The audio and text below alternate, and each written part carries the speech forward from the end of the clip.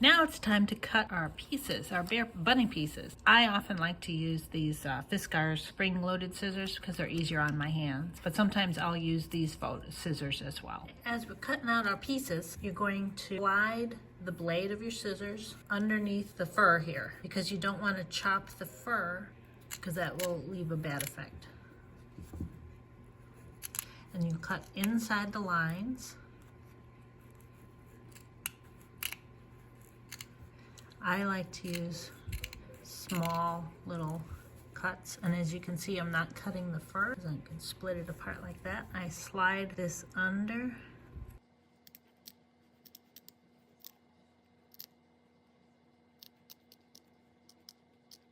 Cutting out all of the pieces. And then using that method so that you will cut out all of your pieces, but you're not going to chop the fur. And remember to cut inside the lines. And when we come back, we're gonna have all of our mohair pieces cut out.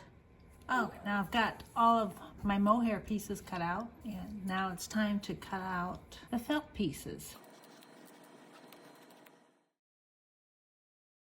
Now to trim the seam allowances, we're going to take just a tiny little, about 1/8 of an inch. There are a couple places that I do not trim the seam allowance. Actually, there's just one, and that is the bottom of the foot. I do not trim the seam allowance here. I let that stay long.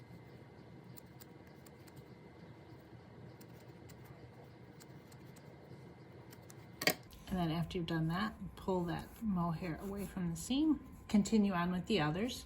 There are a couple of other pieces that have special handling. One of those is the 2 side heads. We're going to, at the neck, that get about 1/4 of an inch. I want more fur trimmed off of there because that is where we're gonna gather that bottom edge to keep the neck joint in there. And the other piece that is going to get some special treatment is the head gusset. The tail end of this, you're going to trim that about 1/4 inch or a little more.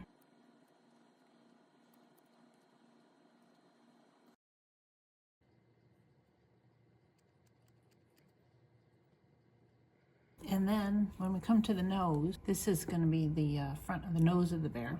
I did 1/8 of an inch all the way around here. Then we're going to trim a little bit of the nose here just to make it easier to fit it in when we're attaching it to the head. And this is going to be trimmed a little when we do the bunny anyway.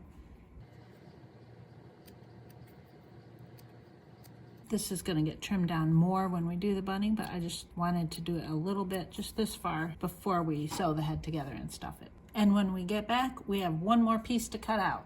Okay, there's one more piece for our bunny that there is not a pattern piece for, but you can just draw it out freehand. This you will use just a scrap piece of any white fabric that you have, white furry fabric, and draw a circle about 1.5 inches in diameter, something like that. It's not critical how big it is, and it doesn't even have to be a perfect circle. And go ahead and cut that out. This will be our bunny tail, and then trim the seam allowance as well.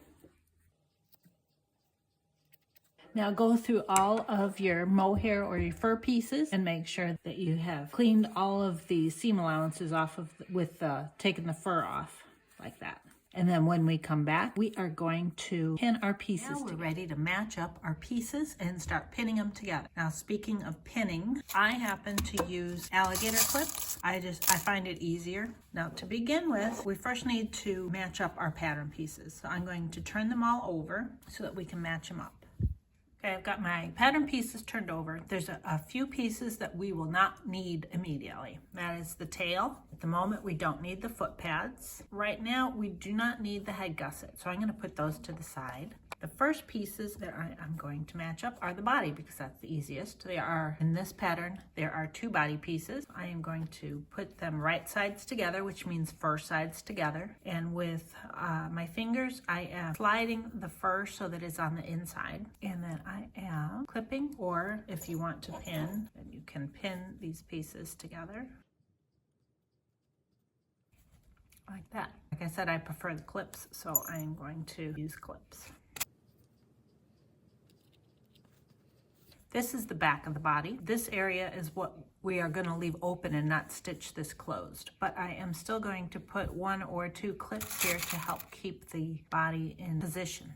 And now the body is clipped together. I'm going to put that aside. And now I'm going to pin the 2 side head pieces together, match them together at the tip of the nose. I'm going to put a clip right here to help keep it in place. When we do our first stitching of the head together, we're just going from here at the tip of the nose down to the neck. And then I'm going to put another clip here in the middle of the neck just to help keep the pieces secure. When I am stitching this, I will be removing the clips, and so I want a clip here and a clip here to help secure these pieces together. Now with the limbs, so with the arms and the legs, remember we have inner pieces and outer pieces. The inside piece, the inner piece, has the joint marking on it. The outside piece does not. So you need to match up an inner piece with an outer piece and then pin those together. The other place on the feet that we're going to leave open that's not marked is the foot area. We're going to leave that open when we sew this together because we are going to need to insert the foot pad.